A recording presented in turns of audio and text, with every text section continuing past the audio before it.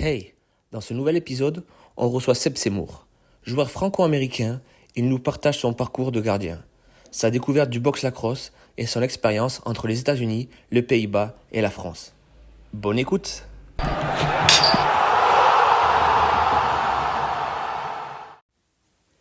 Hey, bienvenue dans ce nouvel épisode du podcast Relax, le podcast du lacrosse français. Et aujourd'hui, à nouveau, une première. Comme vous avez pu l'écouter depuis ces derniers temps, on a pas mal de premières. On a eu nos premières féminines, ça y est. Qui plus est, l'une d'entre elles, était notre première arbitre. Et on continue donc, je disais, dans les premières avec notre premier gardien, notre premier goalie, puisqu'il s'agit de Seb Seymour. Seb, salut, ça va? Ça va très bien, et toi? Ça va super, mec. Ça me fait énormément plaisir que tu sois avec nous. C'est toujours un réel plaisir. Quoi de neuf?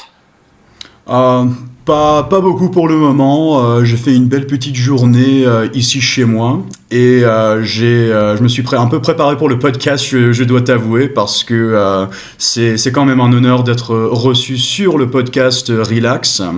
Et voilà, juste une belle journée. Bon, ben super, Seb, ça fait plaisir. Seb, du coup, je vais te laisser te présenter rapidement. Absolument. Alors, tout premièrement, Kev, je tiens à te remercier pour m'avoir invité sur ton podcast. Alors, je m'appelle Sébastien Seymour, je suis gardien dans l'équipe de France, le monde du lacrosse français, et j'ai grandi à New York, à un endroit qui s'appelle Westchester, toute ma vie, jusqu'à l'âge de 22 ans. Et jusqu'à l'âge de 18 ans, excusez-moi, et après ça, j'ai fait 4 ans d'études universitaires au Maryland également. Donc, tu as un petit peu grandi dans le nord des États-Unis et du coup dans le pays du lacrosse un peu. Voilà, c'est cela. Yes. Justement, comment est-ce que tu découvres le lacrosse ? Alors, l'endroit où j'ai grandi, comme j'ai dit, c'est un endroit qui s'appelle Westchester. C'est un endroit assez connu pour le lacrosse à New York. Comme vous le savez, New York, c'est un État très très performant au lacrosse. Et là où j'ai grandi, c'était vraiment le lacrosse à fond. Alors, comme tous les enfants dans les écoles américaines, on jouait un sport par saison. Et le printemps arrive et j'ai regardé le lacrosse et j'ai dit, je veux faire ça, mais absolument.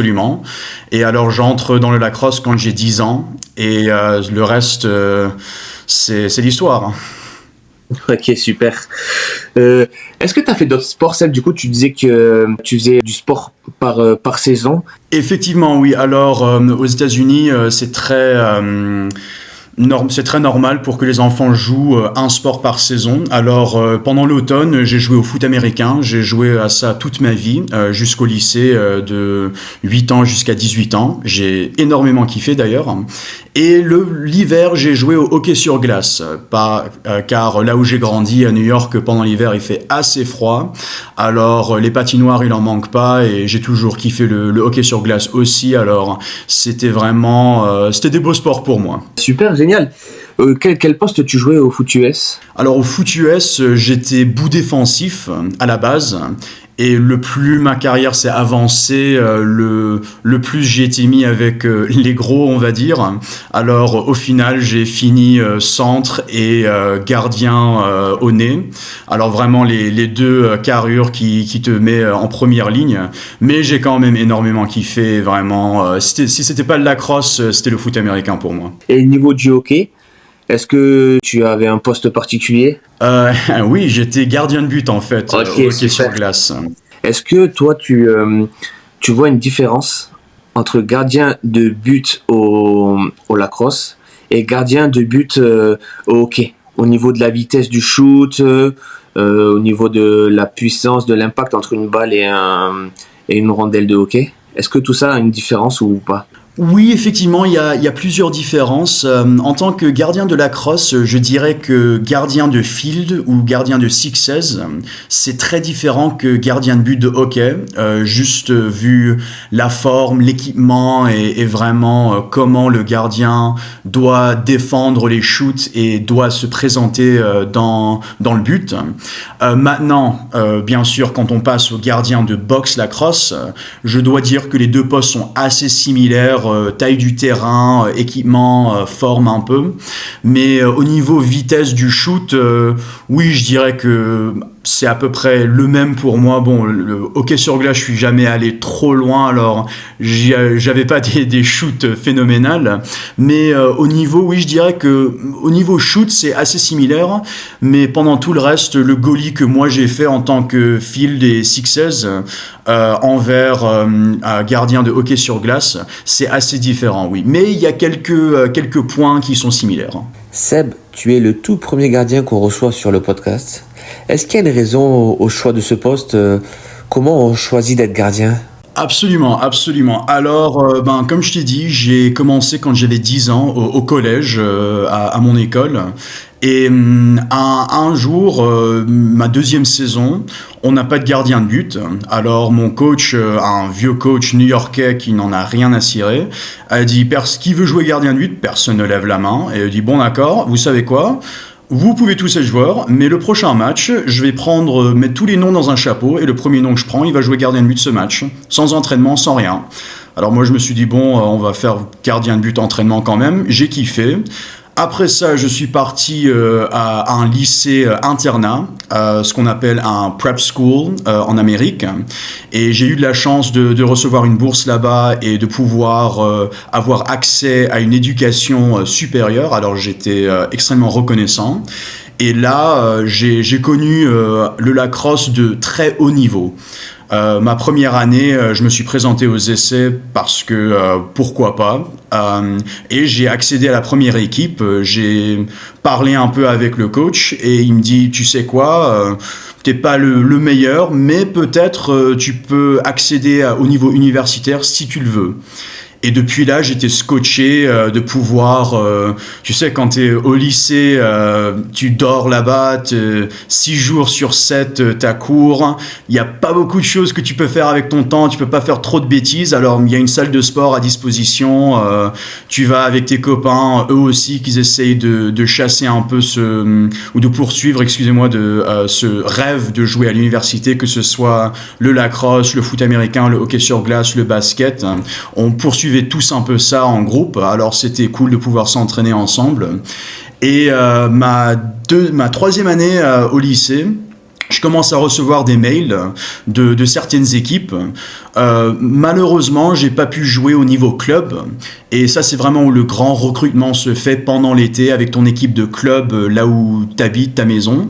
Moi, j'ai pas pu faire ça malheureusement parce que il fallait travailler et il fallait faire plein de choses. J'avais pas énormément les moyens, mais je me suis quand même donné le mal. J'étais le joueur qui a envoyé les emails à tous les coachs. Je suis sûr qu'ils étaient ravis. Mais j'ai quand même eu quelques réponses. On aime bien ton profil, etc.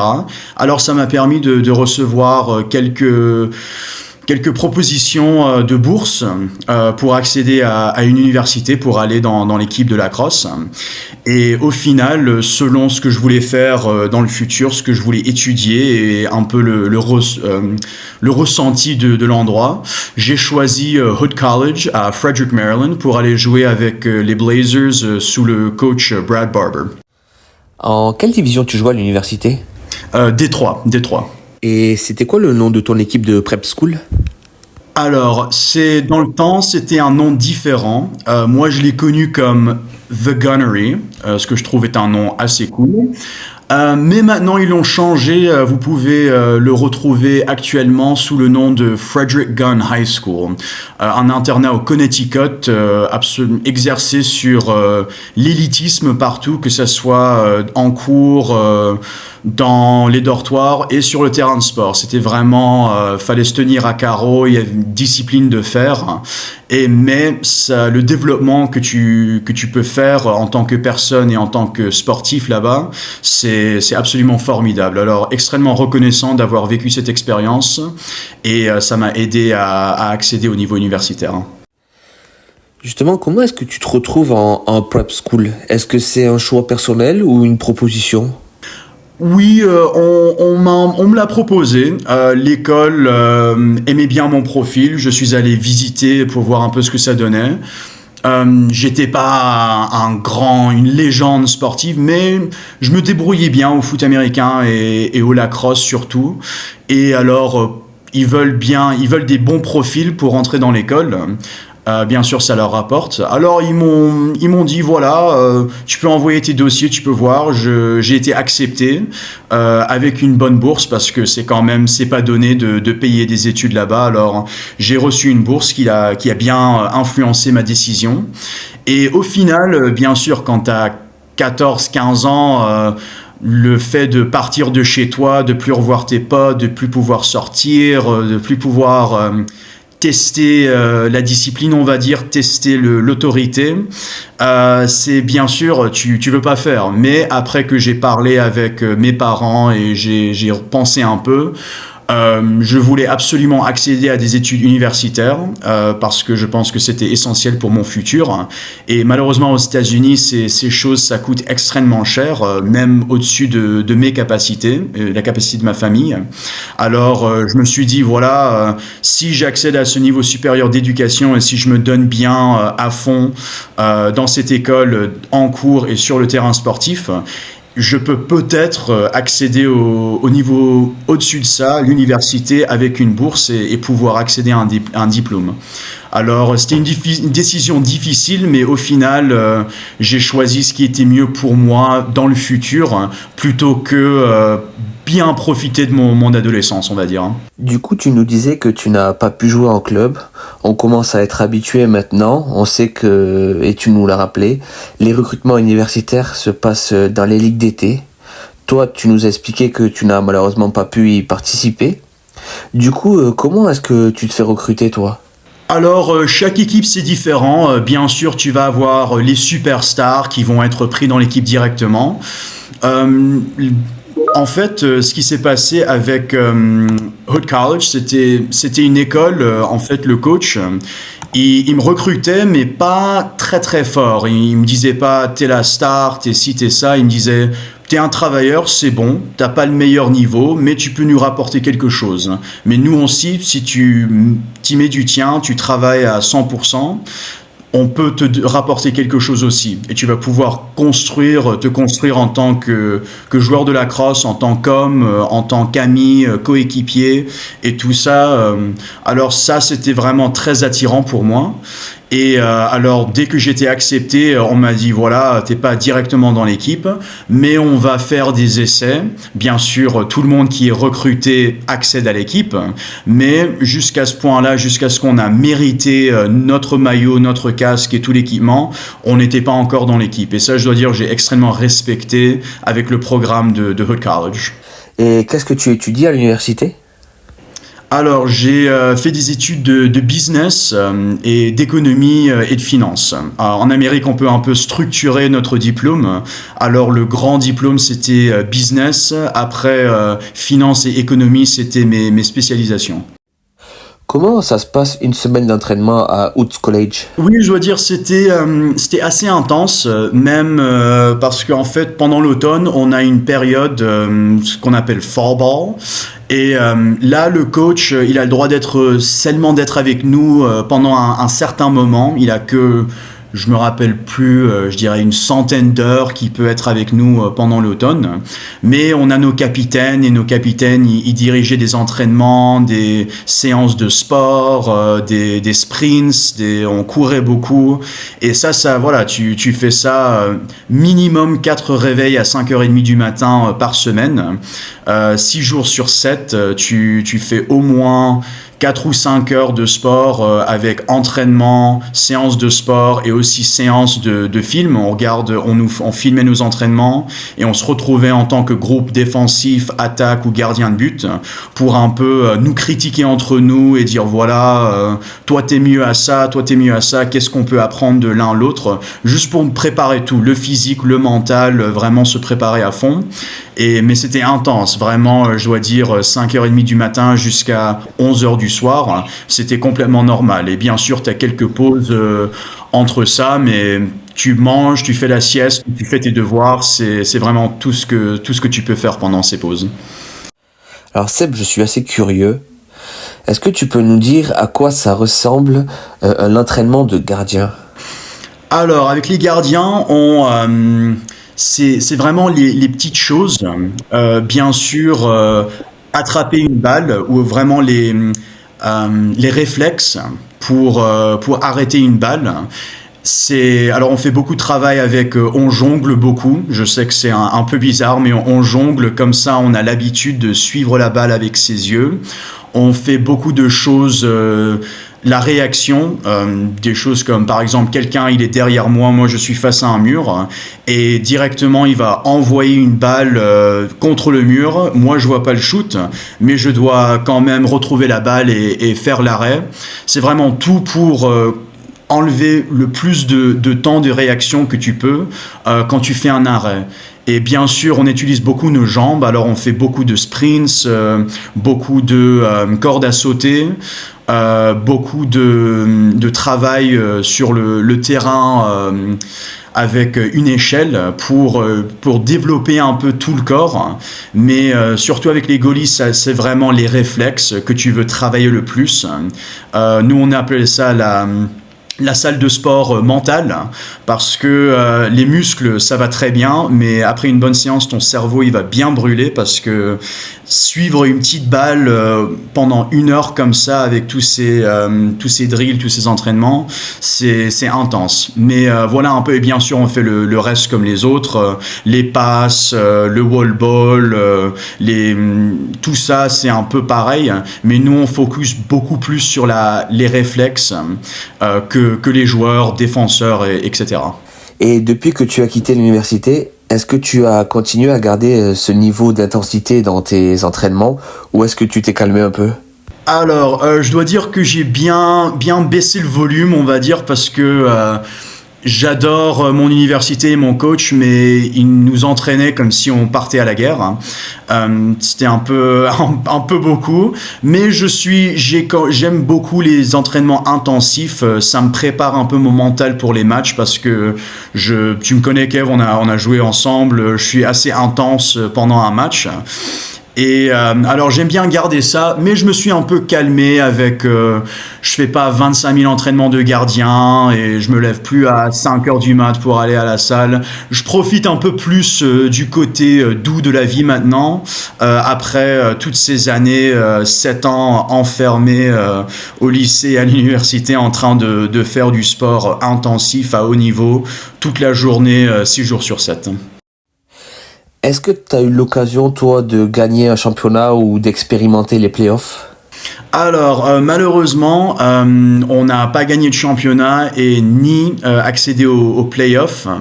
On était très proche 2 de mes 4 années, en fait 3 de mes 4 années, je dois dire. Mais malheureusement, mon université était dans cette position où on n'était plus dans les équipes les plus mauvaises, on va dire, les équipes en bas, mais on était vraiment au milieu, on va dire, à mi-chemin. On n'était pas assez bon pour courir avec les top 3, top 4, mais on était bien meilleur que ceux qui étaient vraiment en dernière place. Et tous les années, ça s'améliore. J'adore regarder les matchs quand le printemps il arrive. J'ai plus trop de potes qui jouent dans l'équipe, mais c'est juste cool de voir ton équipe progresser, parce que quand moi j'étais là avec mes coéquipiers, mes amis, on a tous construit quelque chose pour que les autres arrivent après nous pour ajouter et continuer à construire ce que nous on a fait. Alors c'est cool de voir le développement quand même. Juste par curiosité, Seb, est-ce que tu as pu profiter toi de ton statut de joueur de lacrosse et donc d'athlète pour avoir de la popularité ou même pour draguer les filles? Alors, oui, c'est en fait l'université où moi j'étais, la grande majorité des étudiants étaient des athlètes. Alors, c'était un peu plus facile. On n'était pas des vedettes, bien entendu. C'était une petite université Détroit au Maryland. On était à peu près 2500 élèves en tout. Mais effectivement, le lacrosse, on était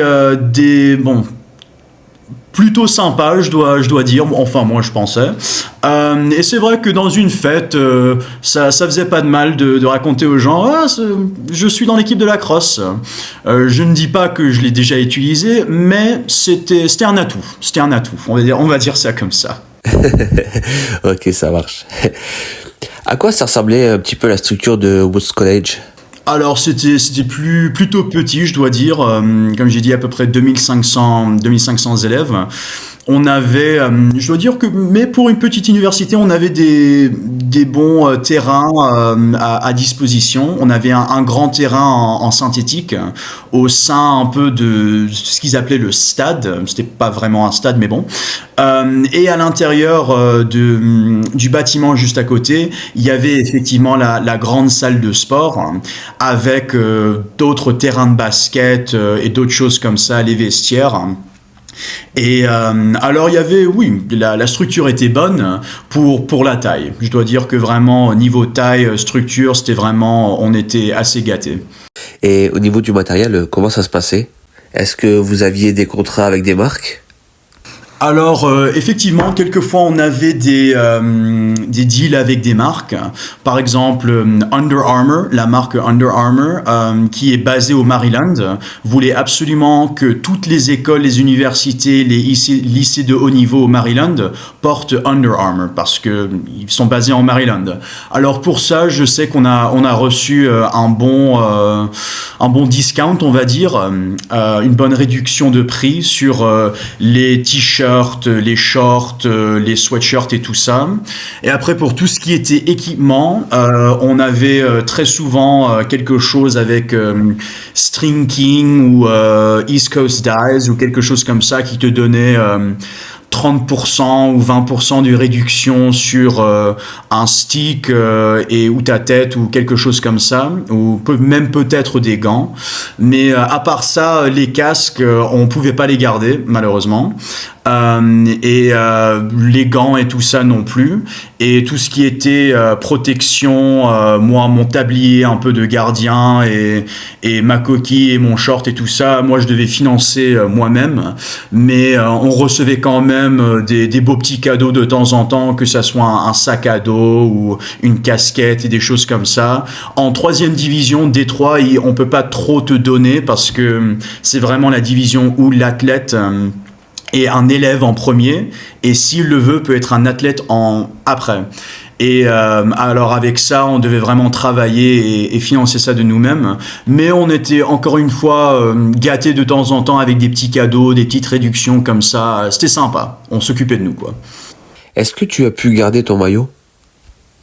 Oui, à la fin de la saison, ma dernière saison, en fait, on a une grande cérémonie pour les quatrième années, les seniors comme on les appelle. Et là, tu reçois ton maillot encadré. J'ai pu acheter mon casque universitaire à que dalle, c'était 20 balles ou un truc comme ça, loin des 200 que l'école paye. Et alors tu reçois quand même des petits souvenirs, ton maillot encadré, un casque et des choses comme ça pour te rappeler des 4 années peut-être les plus difficiles mais beaucoup de fois les plus belles de ta vie. Et alors, tu l'as accroché où? Alors mon cadre, il est toujours aux États-Unis. Il faut que je le fasse importer un de ces jours. Mais pour le moment, il est dans le salon chez mon père, au-dessus du canapé. Alors, pas trop pire comme place. Ouais, tu l'as mis entre les trophées de chasse. Voilà, c'est ça, entre le cerf et le canard. Ouais, je sais que tu aimes bien la chasse. Voilà, c'était super sympa comme hobby. J'adore la nature et surtout quand je jouais au lacrosse, il me fallait un petit échappe. Et bien sûr, j'aime beaucoup bouffer. Et c'est pas mal une bonne biche ou un bon cerf dans la poêle avec du beurre. Alors non, on a bien mangé chez moi. On va dire ça pendant mes 4 ans, on mangeait bien chez moi. Donc Seb, une fois que tu as ton diplôme universitaire en poche, tu as quitté les États-Unis pour venir en Europe. Où est-ce que tu vas dans un premier temps? Alors, quand j'ai quitté les États-Unis, je suis allé m'installer au Luxembourg pendant quelques mois, là où ma mère habite. Et tout ça, c'était pour me préparer car j'ai décidé de quitter les États-Unis après ma dernière année de bachelor et faire un master aux Pays-Bas, Alors, je me suis préparé pendant quelques mois au Luxembourg et après, j'ai déménagé aux Pays-Bas, plus précisément à Utrecht, le 22 août 2022. Aux Pays-Bas, tu continues le lacrosse. Le niveau est élevé là-bas. Dans quel club est-ce que tu joues?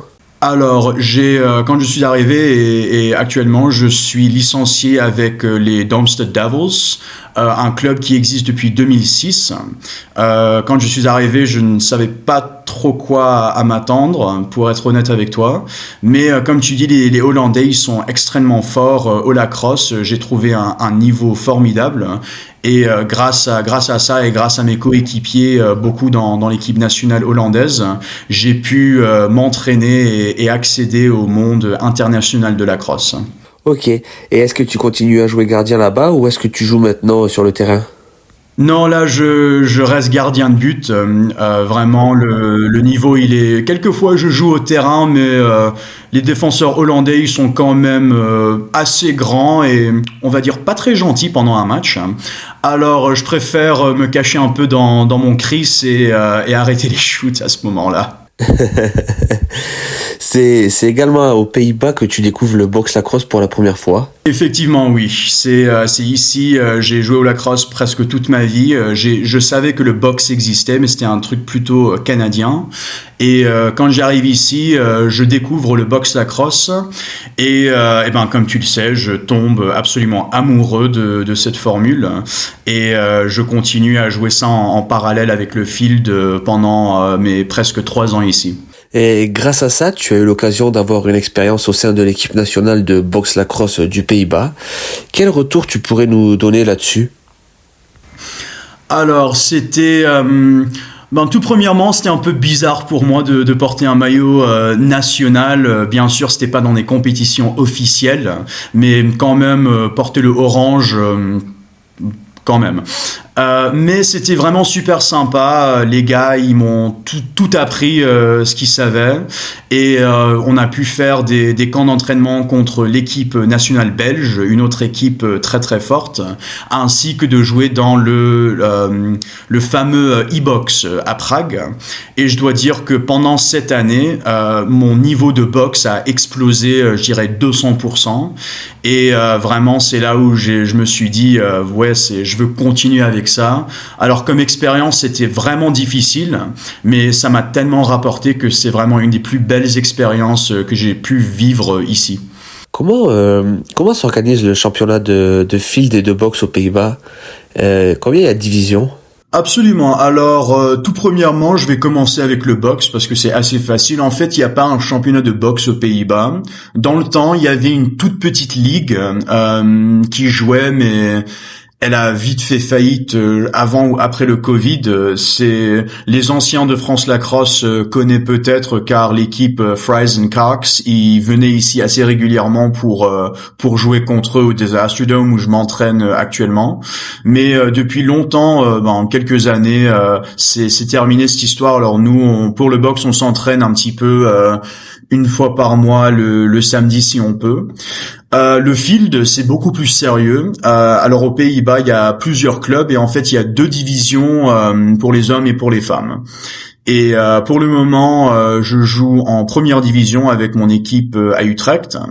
Et alors, il y a 2 moitiés de la saison, en fait, une pendant l'automne et une pendant le printemps. On prend à peu près 2 mois d'écart l'hiver pour les fêtes et le nouvel an, etc. Et alors, on fait la saison en automne. On calcule un peu les résultats. Après, tu fais ta saison au printemps.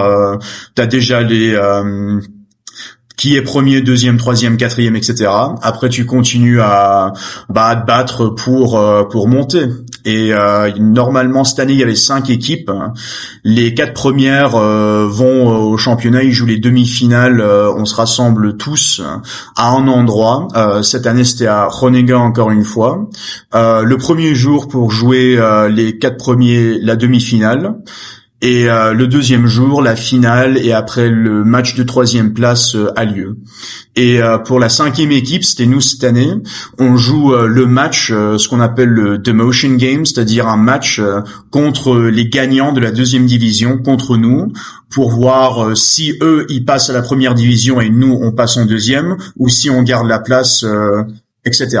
Ok, ouais, donc c'est là, vous allez jouer une espèce de match de barrage, là, du coup. Et du coup, alors, qui c'est qui a gagné? C'est nous qui ont gagné j'adore les gars de l'équipe de Runningham, et on a gagné quand même avec une bonne marge, alors ça a fait plaisir quand même. Mais voilà, on a gagné, on retient notre place, mais on va voir ce qui se passe avec le futur du lacrosse aux Pays-Bas, sait-on jamais, mais pour le moment, on reste en première division. Seb, suite à ça, tu vas finalement découvrir le lacrosse en France. Comment est-ce que tu te retrouves du Pays-Bas à jouer sur un tournoi à Grenoble avec une équipe du sud-ouest de la France? Alors, tout ça a commencé il y a très très longtemps en fait. Quand j'avais 11 ans, j'étais à fond dans le lacrosse. C'était comme les enfants peuvent être obsédés par quelque chose.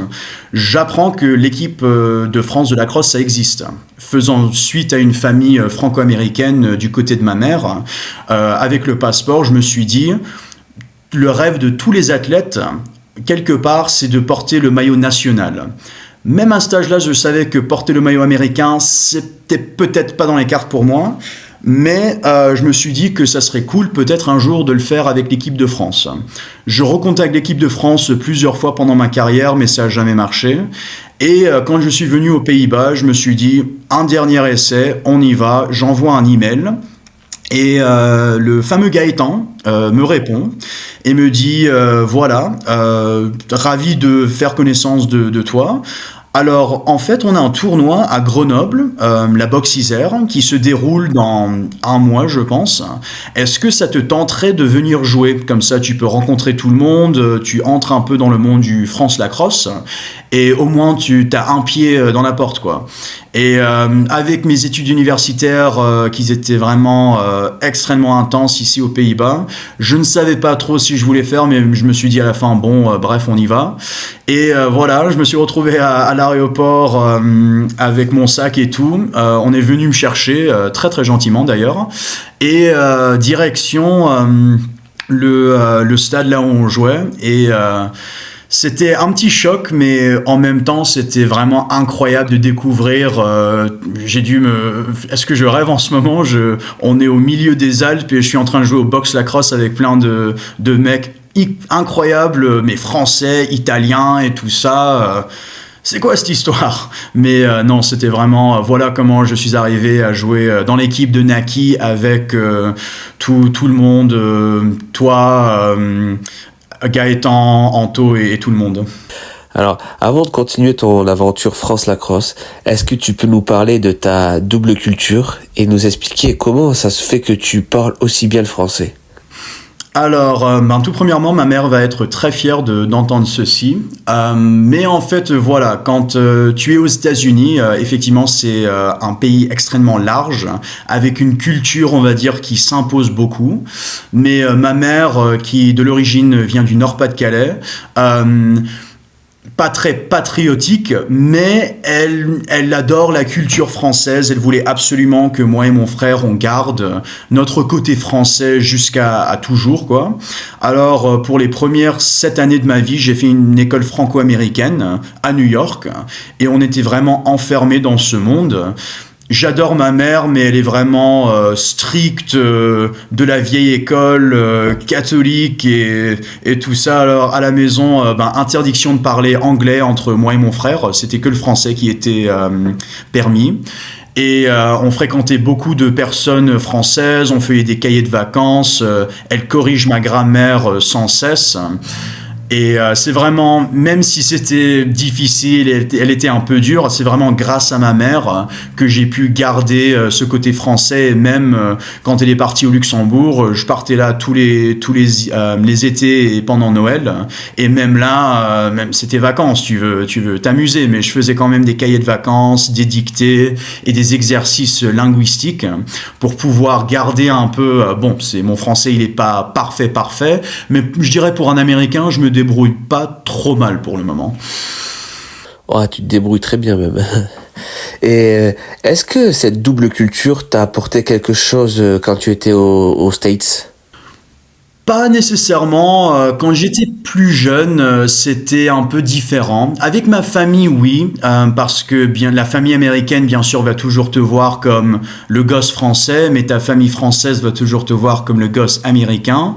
Avec mes amis, j'étais pas trop, j'avais pas honte, mais c'était pas. Je voulais pas trop raconter de mon côté français, on va dire, mais c'était quand je suis devenu adolescent et plus tard, quand j'ai connu l'Europe en voyage et j'ai vu vraiment d'autres choses, j'ai agrandi ma vision sur le monde, que j'ai commencé un peu à me mettre plus dans mon côté français, à explorer un peu les opportunités que ce côté pouvait me donner. Et bien sûr, extrêmement reconnaissant d'avoir ce côté dans ma vie, quoi. Est-ce que ça a pu t'apporter quelques avantages? Oui, quelquefois. Bien sûr, à l'aéroport, c'est toujours sympa d'avoir un passeport américain et un passeport européen, même s'ils contrôlent ça maintenant plus que dans le temps. Mais aussi, oui, c'est pour faire des stages, des jobs d'été, pour trouver des opportunités pour l'éducation, le travail plus tard. Avoir ce côté français et aussi ce côté américain, ça te donne énormément d'avantages sur les deux tableaux. Alors, franchement, c'est, comme je te dis, très très reconnaissant d'avoir les deux côtés c'est vraiment un atout. Vraiment, je peux rien dire. Ok. On va revenir maintenant sur ton aventure en France. Tu es actuellement le gardien des Dragons d'Orléans et donc mon coéquipier. Comment est-ce que tu te retrouves à jouer à Orléans dans le championnat de France de Sixes? Alors, comme tu le sais, j'ai rencontré Sam et Philippe à Box Isère, à Grenoble, et j'ai énormément kiffé jouer avec eux. Je trouvais ça tellement formidable qu'un duo père et fils était dans le lacrosse français. Et après ça, on a bien gardé en contact. Ils m'ont bien soutenu pendant à San Diego, même si je les connaissais pas trop à ce niveau-là. J'ai trouvé ça extrêmement cool et touchant que j'avais du soutien de leur part. Et après, une fois que le Sixes s'est monté, ils m'ont demandé est-ce que ça te tente de venir jouer à Orléans. Et j'aimais énormément la bande que vous avez là, j'aimais vraiment la culture du club et je me suis dit voilà, j'y pense pas deux fois, j'y vais à fond et depuis là fier de jouer pour Orléans, fier d'être un dragon. Tu as eu l'occasion ensuite d'intégrer l'équipe de France et tu as pu participer à la Coupe du Monde de San Diego en 2023. Comment ça se passe ton recrutement? Alors, pour l'équipe de France, quand je me suis présenté à Grenoble, et c'était vraiment, comme je te dis, une première rencontre. Et je savais que je voulais m'impliquer dans le monde du lacrosse français, pas nécessairement l'équipe nationale, mais aussi les clubs, le box, je trouvais ça superbe. Et après Grenoble, il y avait quelques pépins avec mon plan. Bien sûr, je voulais accéder à l'équipe nationale un jour. Et je voulais un peu parler avec les coachs, les entraîneurs, les vétérans de l'équipe pour voir si la chance allait se présenter. Mais comme tu le sais, il y avait des petits soucis pendant ce tournoi qui ont fait que j'ai pas pu parler avec ces personnes. Et après ça, je me suis dit, bon, j'ai tenté ma chance, mais ça va quand même être cool de pouvoir jouer dans les clubs, s'il y a des événements box, retrouver les copains, etc.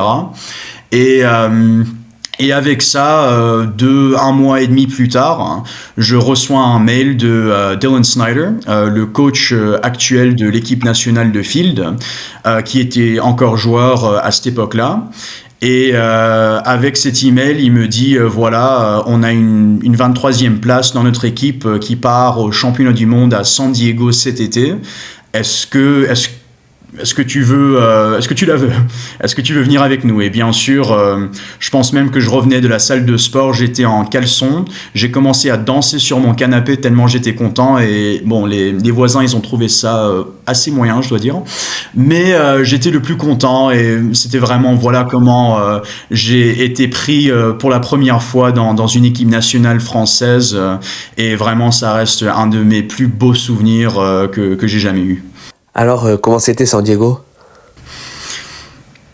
C'était intense. J'ai fait tout le trajet Pays-Bas. Je me suis arrêté au Maryland pendant 2 petits jours pour retrouver des potes d'université. Mais une fois qu'on était là, c'était business à fond. On était levé grand maximum, moi personnellement, à 8h, 8h30 du matin. On avait tout, bien sûr, c'était grandiose. Il y avait toute la bouffe était gérée. On avait tous les docteurs sportifs et tout ça. Alors, si tu avais besoin d'un truc, t'allais le voir. Sinon, t'allais au petit-déj. On regardait énormément de matchs sur la télévision. On avait 5 ou 6 télévisions. On regardait tous les matchs, nos adversaires, comment ça va se passer. Et après, on jouait un peu avec les gars. On avait des petits jeux dans la cour là. Alors on s'amusait pas mal. On regardait des films ensemble. C'était vraiment beaucoup de travail. C'était sérieux business, mais aussi un peu toute une bande de mecs de 22 jusqu'à 36 ans, et tout d'un coup on se comportait tous comme on avait 12 ans. Alors ça, c'était assez sympa, mais c'était 3 semaines intenses mais incroyablement rigolotes. Seb, tu fais partie du peu de joueurs qui ont eu l'occasion de jouer sous le maillot de l'équipe de France dans les 3 différentes variantes du lacrosse. Est-ce que quand toi tu arrives à Grenoble, à ton premier événement français, tu pensais que quelques années plus tard tu aurais cette chance-là? Jamais de la vie. Quand je suis arrivé à Grenoble, voilà, j'avais 22 ans, moi je voulais juste continuer le Lax parce que en gros moi je pensais que j'allais quitter le Lax une fois que j'ai déménagé en Europe, mais malheureusement c'est pas ta décision à prendre. Quand ça t'attrape, tu peux pas t'en débarrasser.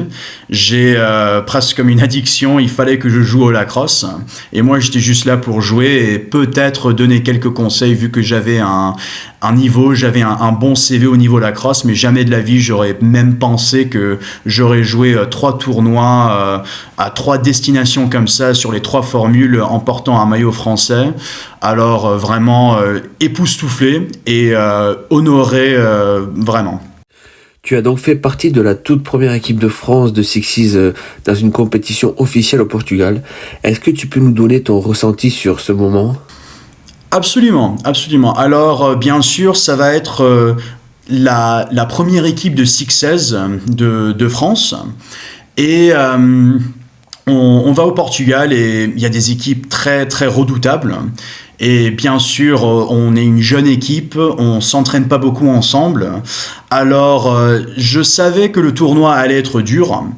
Mais malheureusement, comme tu le sais, le tournoi, les résultats, c'était pas très favorable pour nous.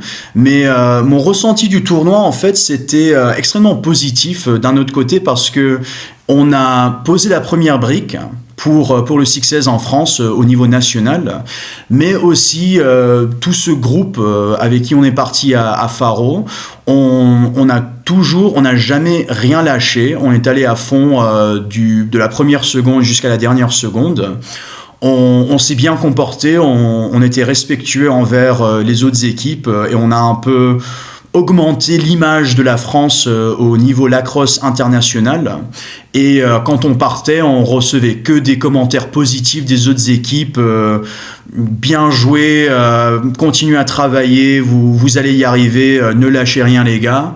Alors à ce niveau-là, oui, j'étais content de dépenser de l'argent pour prendre un vol, aller au Portugal avec des averses sans cesse juste pour se prendre des défaites à chaque fois? Non. Mais est-ce que j'ai quand même trouvé ça une expérience très positive? Absolument, parce que juste comme je te dis, au niveau de comment on s'est présenté, la fierté, la tenue qu'on a eue, j'en suis vraiment très fier. Tu as également pu participer à la création et à la participation au premier tournoi officiel de l'équipe de France de boxe. Comment est-ce que tu te retrouves joueur de chant alors que tu as l'expérience de goalie en field et en sixes, mais également en hockey sur glace? Alors, tout simplement parce que j'en avais ras-le-bol de jouer au goalie. Je jouais que au goalie depuis toute ma vie, au field et maintenant au sixes. Et avec le box, c'était un peu plus comme le hockey sur glace. Et l'équipement de gardien, ça me tentait pas beaucoup, c'était un peu mais avec le box, ça me rappelait un peu, c'est petit, on peut se donner des bons coups. Alors une chose qui me manque énormément que j'ai eu avec le foot US, c'est d'aller mettre des gens à terre pour être totalement honnête. Et je me suis dit, chouette, avec le box, je vais pouvoir retrouver ce côté à mon jeu. Et alors le premier tournoi à Grenoble, j'ai fait ça. J'étais un peu plus physique que les autres, mais après avec ça, ça m'a rapporté le fait avec le box que voilà. Tu peux être joueur, tu peux te débrouiller avec une crosse de joueur, pas nécessairement que mettre les épaules dans les gens comme un abruti, mais tu peux un peu te débrouiller parce que les gardiens, quelquefois, on n'est pas vu comme vraiment, tu sais, les magiciens avec les crosses ou des choses comme ça. Mais là, je me suis dit, tu sais quoi, je me débrouille assez bien et ça me permet d'apprendre un nouveau truc. Et en fait, ça m'a fait retomber amoureux avec le lacrosse dans une autre capacité envers le boxe parce que j'ai l'impression de découvrir un truc absolument nouveau, mais c'est quand même le lacrosse et vraiment j'adore. Seb, il y a un truc qui me fascine. De formation, je connais que 3 gardiens, toi, Joe Varela et Justin Rosenberg. Comment vous faites pour être aussi polyvalent et aussi bon avec un stick de joueur de champ? Alors il y a certains goalies qui s'entraînent avec un short stick, j'en ai connu plusieurs dans le temps en fait qui font l'échauffement avec un short stick parce que ça te permet d'avoir une tête plus petite pour bien faire précisément les shoots. Mais avec les goalies, je pense que beaucoup tout premièrement Justin, Joe et moi, on est tous, eux plus que moi, mais nés avec une crosse dans les mains, de l'âge de 10 ans jusqu'à 15 ans et même plus. Notre stick qui nous accompagnait partout avec le short stick, tu vas faire du wall ball ou tu vas faire des shoots. Les goalies veulent toujours faire des shoots parce que on veut faire ce que nous on n'a pas le droit de faire. Et mais aussi avec la crosse de goalie, je pense que c'est un fait que elle est plus lourde que la crosse de joueur. Alors avec ça, ça nous permet un peu d'habituer nos muscles à quelque chose de plus puissant. Et avec le short stick, ça nous donne une petite avance là-dessus. Mais il n'y a pas d'études scientifiques qui soutient cette hypothèse. Alors pour le moment, je ne dis pas que c'est exactement ce fait-là. Et quelle est ta variante préférée? Alors actuellement, j'espère que je vais pas me faire disputer, mais c'est le box, mec. Le box, ça m'a totalement pris d'un coup. Je suis à fond là-dedans. Bien sûr, le field, je tiens ça très très proche à cœur parce que j'ai que joué à ça depuis 12 ans, 13 ans de ma carrière de lacrosse, mais je dois dire que actuellement le box c'est vraiment mon amant en tant que formule de lacrosse que je préfère. Hein. Quel est ton plus beau et ton pire souvenir au lacrosse? Alors, le meilleur souvenir, je dois dire, ça va être... Non, c'est difficile. Je dois dire que c'est San Diego. San Diego, vraiment, j'ai jamais été aussi épaté par un tournoi. Vraiment, j'étais comme un gosse qui va au cirque pour la première fois. T'es là, les yeux sont grands, tout est héros. La cérémonie d'ouverture, on était juste à côté de l'équipe USA. Alors j'avais Blaze Reardon, un de mes héros depuis toujours, qui était juste là, en train de chiller. Et c'est vraiment, c'est un rêve, quoi. Et alors ça, je dois dire que c'était mon plus beau souvenir en tant qu'au lacrosse. Et mon pire souvenir, je dois dire que c'était ma dernière année. Je me suis fait mal au talon d'Achille. C'était rien d'exprès, c'était juste une blessure qui est arrivée pendant l'hiver quand je m'entraînais. Et Le lacrosse, on me l'a toujours dit, c'est un sport avec des sommets et des vallées. Ce sport va te donner les plus hauts du plus haut, mais ça peut aussi te donner le plus bas du plus bas. Et je dois dire que pendant quelques mois là, j'étais vraiment au fond du trou, un peu déprimé parce que c'était ma dernière année. Je voyais tous mes amis, les mecs avec qui j'habitais dans ma maison d'étudiant, c'était des capitaines, c'était vraiment des joueurs qui avaient un impact. Ils jouaient tout le match, c'était des joueurs en première ligne. Et après moi, j'étais là avec mon plâtre, en train de remplir les bouteilles, en train de nettoyer le terrain. Et psychologiquement, c'était difficile, mais grâce au soutien de mes coéquipiers et tout ça, j'ai pu passer ça, j'ai pu terminer ma saison en tant que joueur. Mais je dois dire que pendant ces 3 mois, j'étais pas très content avec le lacrosse. J'aimais pas trop le lacrosse pendant ce moment. Est-ce que tu as eu l'occasion de rencontrer ton joueur préféré à San Diego?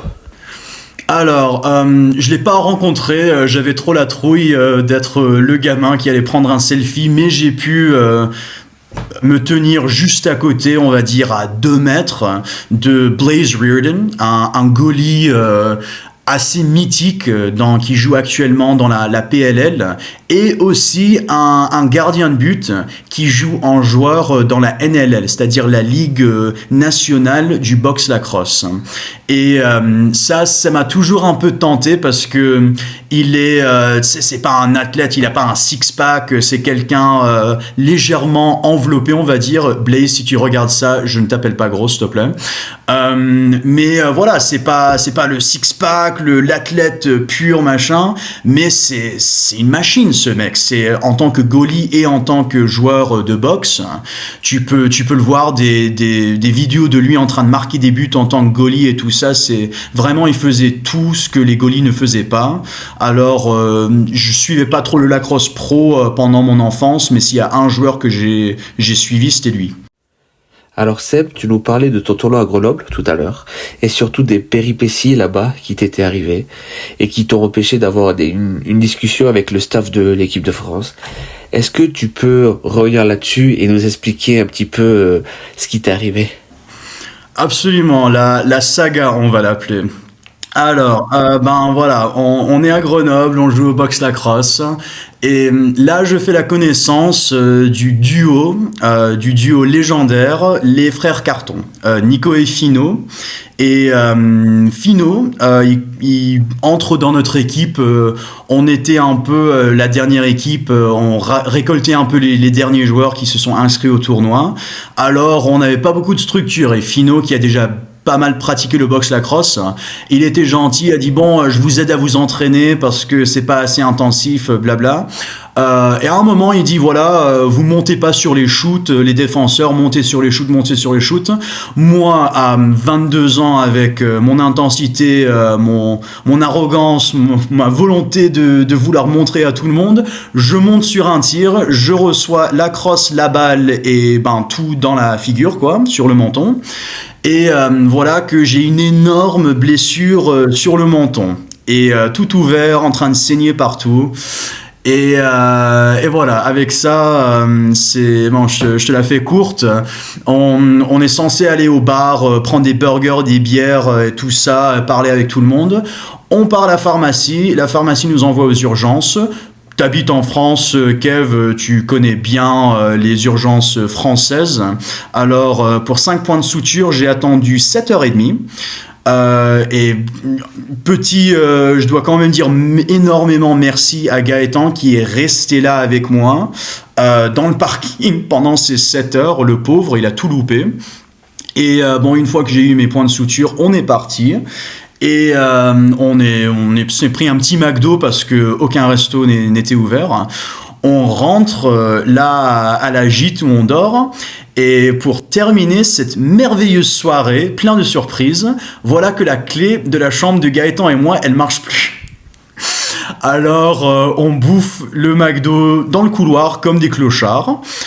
Après, on se dit, on va aller trouver quelqu'un. personne, pas un chat, à 1h du matin, je pense qu'il était. On a appelé les numéros de secours, que dalle. Et on était là, genre, bon, bah, on fait quoi alors? Et heureusement, la porte s'est ouverte en dernier, mais c'était vraiment... c'était un jour sportif. Depuis l'hôpital, enfin, depuis le match où j'ai reçu la blessure jusqu'à McDo dans le couloir et la porte qui a décidé de lâcher, c'était un beau souvenir, mais quand même un souvenir assez stressant. Ouais, tu m'étonnes. Justement, vu qu'on est dans les anecdotes, on va y rester un petit peu. Est-ce que ça t'est déjà arrivé de stopper une balle et que tu la prennes hyper mal, à un endroit vraiment mal placé et que tu te retrouves séché sur le terrain? Oui, effectivement, ça m'est déjà arrivé avec les gardiens chez les hommes, je vais dire. Je ne peux pas parler au niveau d'un gardien féminin, mais je dois dire que le shoot auquel on a le plus peur, c'est pour les hommes, la balle va là où pour un homme c'est assez douloureux. Effectivement, lors du dernier tournoi G6, c'est-à-dire Groningen Sixes, un tournoi aux Pays-Bas, Groningen, que j'ai fait l'année dernière avec Team Banham, on jouait contre l'équipe irlandaise et c'était une bonne équipe redoutable, mais il y avait, on va dire, quelques Américains d'un très très bon niveau. Surtout une bonne carrure, et tout d'un coup, il se cachait derrière tout le monde et il faisait des shoots, mais des trucs, j'ai jamais vu un truc comme ça. Et voilà, tout d'un coup, il se cache derrière deux défenseurs, il lâche un shoot et tout d'un coup, ça arrive là où ça doit pas arriver, tout s'écroule. Moi, je me roule par terre en train d'essayer de demander un time-out à l'arbitre, lui, il comprend rien.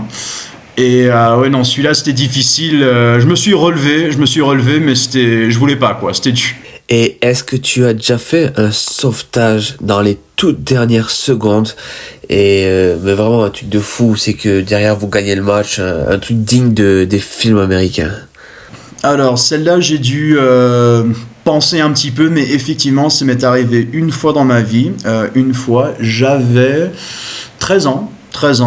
C'était la même année où je jouais dans cette équipe de club local et je jouais pour mon collège et à ce niveau-là, le niveau il est intense comme tout, et je me rappelle on jouait des équipes qui venaient de Long Island pour venir nous jouer parce que on était tellement bons, on était tous enfants, on était tous gamins, mais le talent qu'on avait dans cette équipe, la moitié sont partis jouer première division, l'autre moitié, on est tous partis troisième division ou plus haut. Vraiment, on avait un stacked roster, comme on l'appelle. Et un jour, on joue cette équipe de Connecticut, je me rappelle plus exactement quelle équipe c'était, mais direct ils sont arrivés sur le terrain, je les aimais pas, hein. Ils avaient un coach, je ne sais pas ce qu'il a mis dans son café, un espèce de fou furieux shooté à la stéroïde, des biceps la taille de ma tête, une voix qui ferait éclater des verres, vraiment c'était un truc abominable. Et les enfants, ils savent pas se tenir, ils tapent sur tout le monde, ils sont méchants, tout ce qu'il faut pas faire, quoi. Et là, je les aimais pas. C'était un super match. C'était vraiment à la dernière minute, c'était moi, et on avait un autre gars en attaque, Thomas. Il est allé après jouer Denver, Duke et tout ce qu'on veut. C'est lui vraiment qui faisait l'encre en attaque, et moi je faisais l'encre en défense. Et tout d'un coup, je sais pas comment c'est arrivé, mais deux mecs se retrouvent sur ma crisse, un à la gauche, un à la droite. Il commence à se faire un petit jeu, on se la passe entre nous, à la dernière minute on va le faire. Voilà, t'es là, t'essayes d'avoir le sang-froid, mais c'est dur, je vois, c'était le 4e quart, je pense qu'on était ex-aequo à ce point-là. Et le mec il fait la passe à son pote, et moi je dis bon d'accord, c'est maintenant ou jamais. Je saute, personnellement je pense que j'étais magnifique comme un oiseau en train de s'envoler. Personnellement je pense que c'était un peu plus... pas exactement ça au niveau esthétique, mais quoi qu'il arrive, j'ai fait un plongeon à l'autre côté du crease et tout d'un coup je sens la sensation de la balle qui arrive dans le filet, le coup dans mon poignet et je dis yes.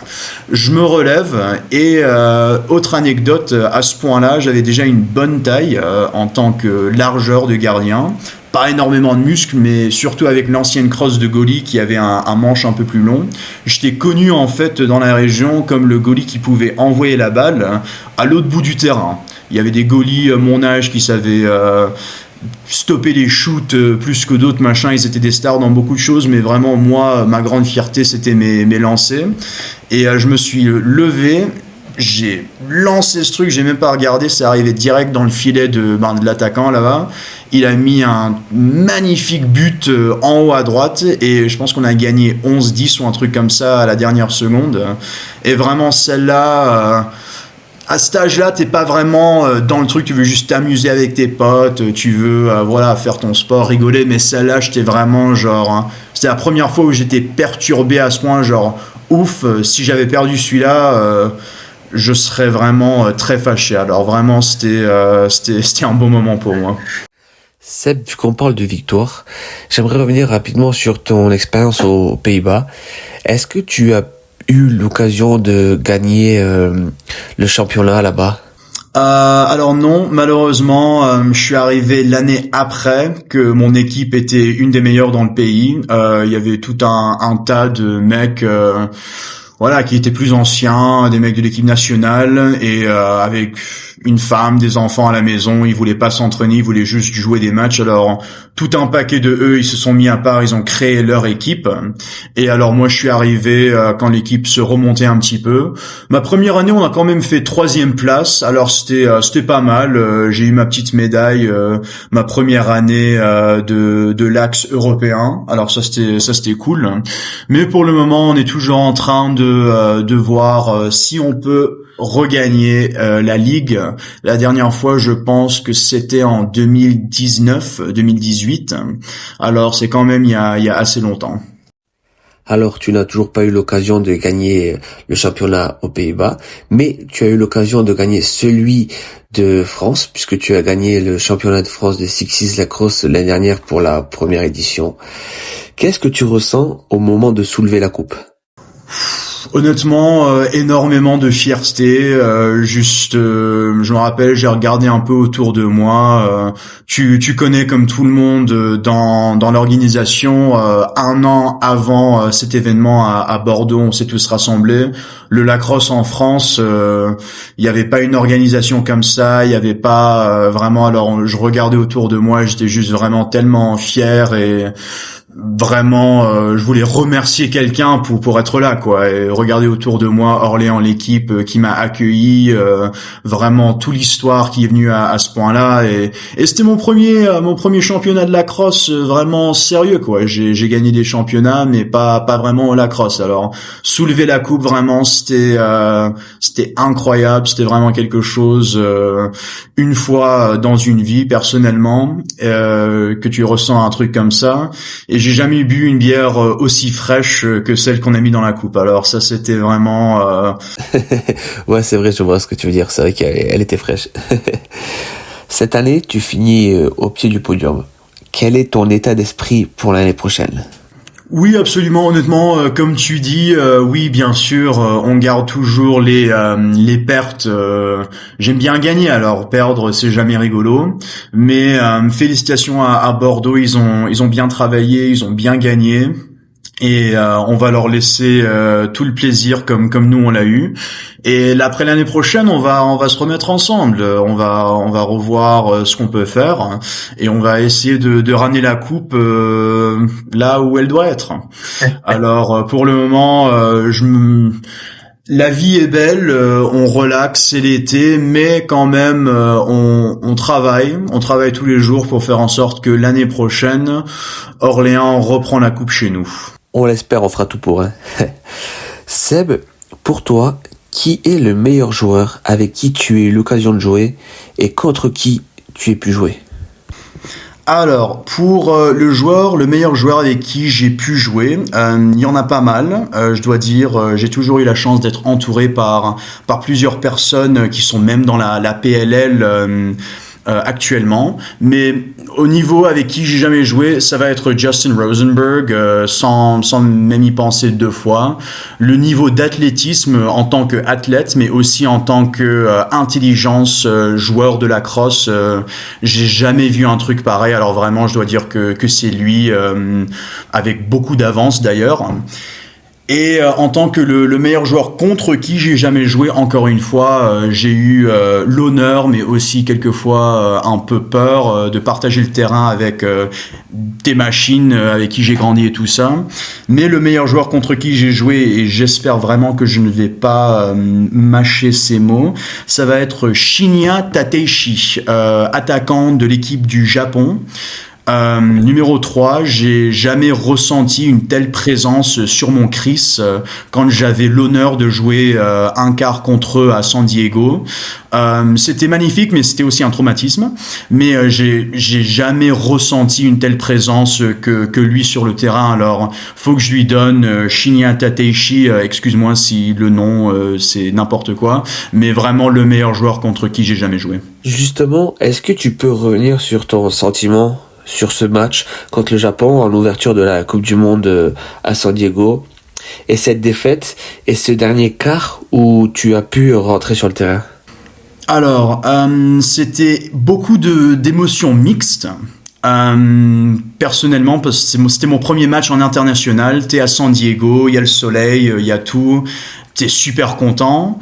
Après, j'étais deuxième gardien, bien sûr Joe allait prendre la majorité du match, mais j'étais toujours prêt et t'es à fond dans le match, un peu anxieux, mais quand même t'es prêt à aller à fond, l'adrénaline et tout.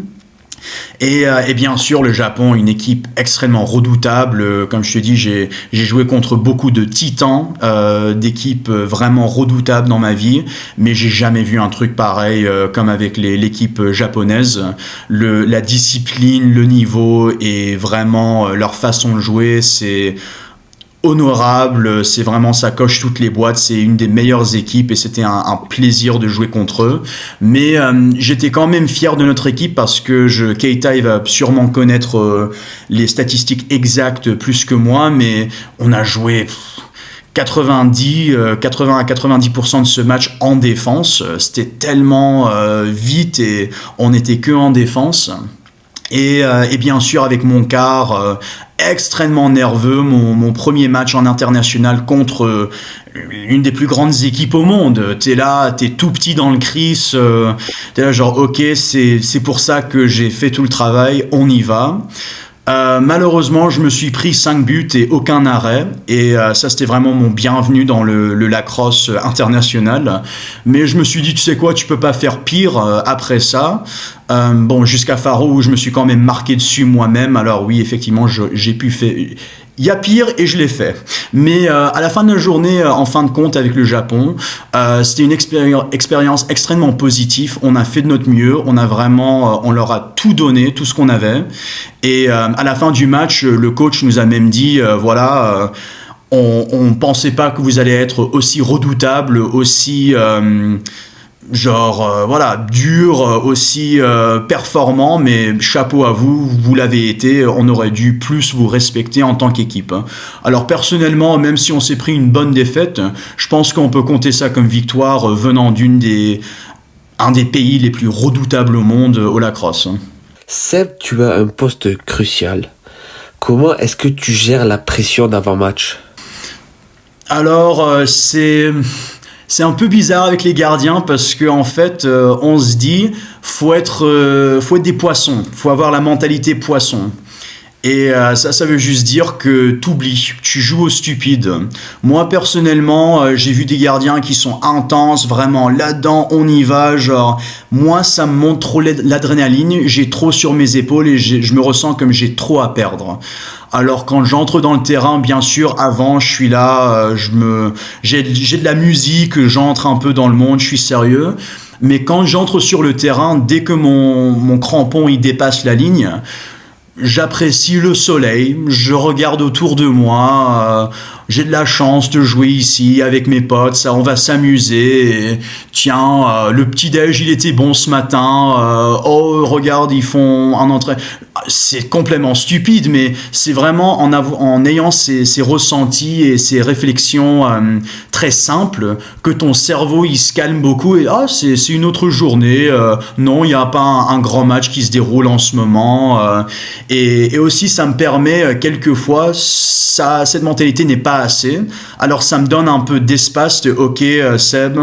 T'as essayé ça, ça marche pas, on va augmenter l'intensité, tu vas vraiment lock-in.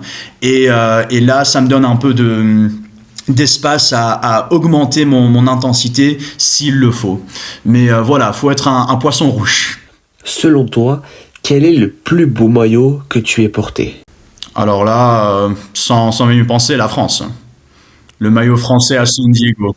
Ouais, non, mais c'est vrai qu'il était magnifique. Ah ouais, non, là, franchement, moi, je suis pas quelqu'un de très émotionnel, mais quand j'ai mis ce maillot pour la première fois et on a chanté la Marseillaise contre le Japon, je te jure, j'avais presque des larmes dans les yeux, vraiment. Alors Seb, toi tu portes le numéro 50. Est-ce qu'il y a une raison à ce choix de numéro? Il y a une raison. En fait, j'ai porté ce numéro quand j'ai commencé le lacrosse, en étant très petit. Et voilà, c'était juste moi, les numéros, j'avais pas trop de préférence avec le lacrosse. Et j'ai porté numéro 50 et j'ai fait une très très bonne saison avec, quand j'avais 12 ans ou 13 ans, je pense. Et après, j'ai porté numéro 30 au lycée parce que je me suis dit, bon, tout le monde a pris les bons numéros, alors je prends le dernier, le plus grand. Et après, je suis arrivé à Hood, à l'université, et le coach m'a mis le numéro 50. Et je me suis dit, honnêtement, c'est pas mal. C'est assez stylé d'avoir genre 50 sur son sweatshirt. Mais après, avec mes amis, on a un peu rigolé que numéro 1, c'était assez stylé, numéro 50, un bon numéro carré. Et aussi, on avait un petit truc qu'on disait après le film comment il s'appelle là, Lone Survivor avec Mark Wahlberg. Comme ils disent, never shoot a large caliber man with a small caliber bullet. La traduction à peu près, c'est on tire jamais sur un homme de grand calibre avec un petit calibre. Et au moins, mes amis disaient, bon, avec toi, au moins on sait qu'il faut amener le 50 calibre pour te descendre. Alors je l'ai porté avec fierté, 50 calibre, et depuis là, c'est mon numéro. Et pour toi, quel est le maillot le plus laid, on va dire le moins à ton goût que tu aies porté ou vu? Alors, le maillot le plus laid que j'ai jamais porté, ça va être difficile et je ne veux surtout pas faire offense à ma nation d'accueil, les Pays-Bas, mais les quelques fois où j'ai joué avec eux en tournoi amical, que ça soit e-box ou un training avec l'équipe nationale de boxe belge, je dois dire que honnêtement, le orange, ça me va pas du tout, alors on va dire que c'est celui-là qui est vraiment le plus laid. Ouais, mais c'est vraiment juste parce que le orange te va pas du tout, on va dire ça comme ça. Vraiment, ça me va pas du tout. Quelle sera ton arme pour la saison prochaine? Alors, pour la saison prochaine, on va commencer par mes armes de gardien au field. Ça va être ce que j'utilise depuis quelques années, en fait depuis San Diego. Ça va être le ECD Carbon 3, c'est-à-dire le East Coast Eyes Carbon 3, avec le ECD Impact comme tête et un filet ECD Semi-Hard dedans. Alors ça, c'est normalement c'est clean, c'est bien lourd, comme j'aime bien mes crosses. Alors ça va être mon arme de gardien. Et pour le box, je vais tenter quelque chose un peu différent. Alors même chose, ça va être ECD Carbon 3. J'aime beaucoup vraiment ces crosses. La tête, ça va être un ECD DNA parce que je suis défenseur. Je n'ai pas forcément les qualités pour être une grande star en attaque pour le moment. Mais voilà. Alors ça va être ECD DNA avec le filet traditionnel. Quelque chose que pas beaucoup de joueurs font, mais je vais faire le filet traditionnel. On va voir comment ça se passe, mais pour le moment, ça va être mon arme de boxe pour la saison prochaine. Est-ce que tu peux expliquer rapidement ce que c'est le filet traditionnel? Absolument. Alors dans une crosse qu'on rencontre normalement, c'est-à-dire il y a la tête avec un morceau de filet qui est implanté dedans avec à l'aide de ficelles autour, et avec la crosse traditionnelle, ça se tricote un peu différemment. En fait, il y a 4 lacets j'oublie le mot. Comment on dit ça encore? En cuir, pardon, voilà. Le français après 18 heures, c'est un peu difficile. 4 ficelles, 4 lacets en cuir, si vous préférez. Et après, on fait depuis là. Il y a un espèce de tricotage un peu complexe qui se fait là-dedans. C'est un peu plus de style comme les anciennes crosses des Premières Nations. Un peu leur style de tricoter les crosses, de les monter. Alors ça, c'est un peu un mix de l'ancien et du nouveau, et j'aime un peu ça, le old school comme on appelle, c'est vraiment mon style. Alors je me disais que voilà, ça me fait un petit défi en plus. Si sur le terrain ça se passe pas trop bien, au moins j'ai une bonne gueule, quoi. Je suis beau avec mon équipement. Alors voilà, ça va être mon arme pour la saison prochaine, la crosse traditionnelle, et voilà. Seb, je te rembête un petit peu sur cette histoire de tressage traditionnel. Où est-ce que tu as appris à faire ça? Alors, j'aimerais vraiment vous donner une histoire de quelqu'un, un ancien vétéran du Lax, qui m'apprend à la tricoter autour d'un feu en me racontant des histoires de l'ancien temps. Mais comme tout le monde de mon âge, j'ai appris ça sur YouTube avec quelques conseils de mon ami qui fut tricoteur, stringer professionnel pour ECD quand on était à l'université ensemble. Alors quelques petits messages à lui avec la fidèle chaîne YouTube, ça m'a bien servi, et elle est pas mal. Alors ben écoute Seb, tu sais quoi, moi je te souhaite que du coup un jour ça soit toi qui soit autour du feu et qui donne tes conseils à un jeune, tu vois, du coup. Moi aussi je te souhaite ça, tu vois. Mis à part à Grenoble, est-ce que t'as une histoire complètement dingue qui t'est arrivée dans le cadre du lacrosse?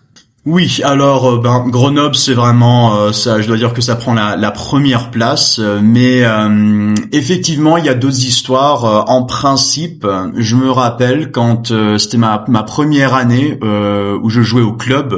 Maintenant, je dis club, on appelait ça club à notre âge. J'avais 13 ans, et après aux États-Unis, le club, tu joues dans ton club, ton village, quoi, ton club local. Après que tu dépasses les 14 ans, ça se termine, et après tu vas dans des clubs spécialisés, ce qu'on appelle des équipes de voyage, ceux qui vont partout dans le pays pour jouer des matchs contre d'autres clubs de haut calibre.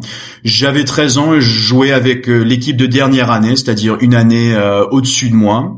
Et c'était un village qui était 2 villages plus loin de chez moi. Alors c'était pas forcément chez moi. Je me suis fait un peu recruter par les parents vu qu'il n'y avait pas de gardien. Et un jour, on avait 2 coachs qui étaient des jeunes mecs, quoi. Ils avaient, je sais pas, une vingtaine d'années. Ils aimaient bien gagner, et c'était pas toujours la mentalité on traite les enfants avec douceur et tout ça. Non, ils voulaient vraiment gagner, alors ça y allait, quoi. Et je me rappelle très bien, un jour on jouait contre justement mon village. Alors je jouais contre mon propre village. Dans le temps, c'était pas un quartier on va dire très très correct.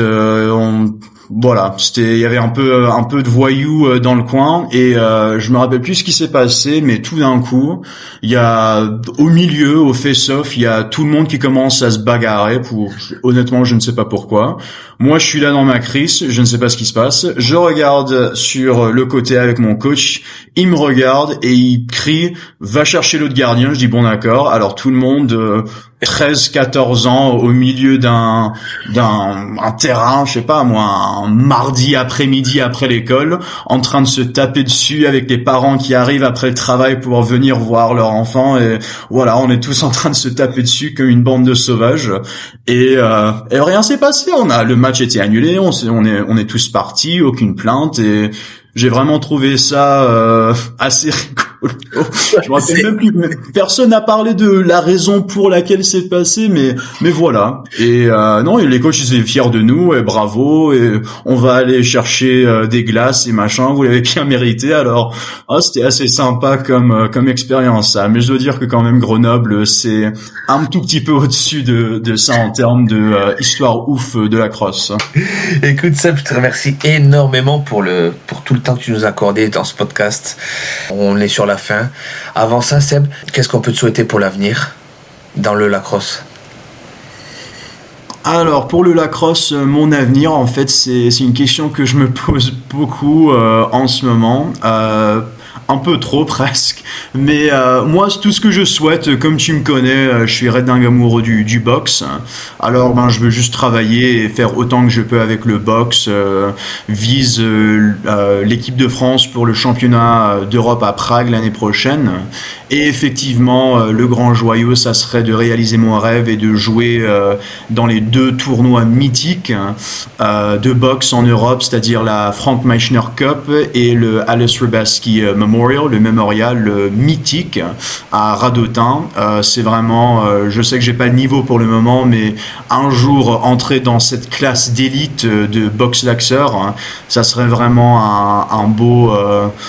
une bonne fin pour ma carrière de lacrosse et aussi pour l'avenir. J'ai vraiment envie de m'impliquer dans le développement de la crosse en France, surtout avec la prochaine génération qui arrive, avec la jeunesse un peu, même avec tout le monde, juste aider les clubs et aider le développement de la crosse en France le plus possible, car je sais pas, dans 10 ans ça serait cool de voir le lacrosse jouer dans des lycées ou vraiment des jeunes qui arrivent dans des clubs avec 15-16 ans, des trucs comme ça serait vraiment super cool. Alors si on peut arriver, si je peux aider à en arriver là un jour, je veux vraiment faire tout mon possible. Ben écoute Seb, je te souhaite vraiment nous te souhaitons tout ça avec on espère vraiment que ça t'arrivera. On te le souhaite vraiment. On te remercie énormément Seb pour le temps que tu nous as accordé. Et on va te laisser repartir à tes activités. Encore une fois, merci beaucoup. On se dit à très vite. On se dit à très très vite, même sur les terrains en France. Et je te fais un grand salut. Je te remercie Seb encore une fois. Merci beaucoup à toi. Je te dis à bientôt. Merci à toi Kevin. À bientôt. Et encore et toujours, allez les Bleus. Yes, merci Seb. Merci beaucoup d'avoir écouté cet épisode. Si ça t'a plu, n'hésite pas à liker, partager et nous suivre. À très vite.